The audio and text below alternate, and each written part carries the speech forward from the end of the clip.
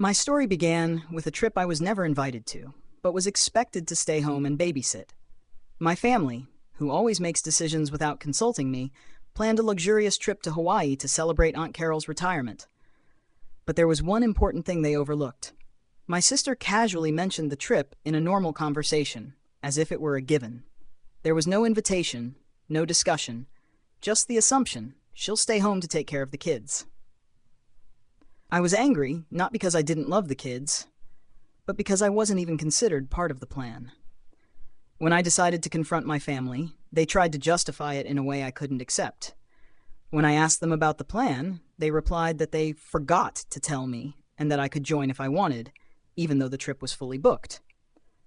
Not only was there a lack of respect, but they treated me as an afterthought, as if I had no right to decide my own life.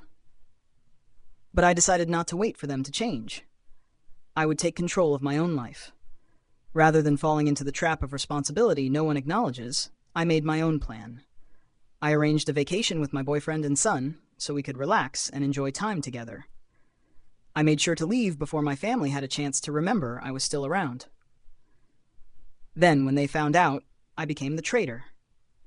When I returned from my vacation, I didn't explain or apologize for my decision. I sent each family member a few postcards. On them, I included contact details for local babysitting services. It was my way of sending a clear message. I was no longer their free babysitter. If they wanted childcare, they could handle it themselves. I learned an important lesson, that it's essential to respect yourself and set boundaries with those around you, even family.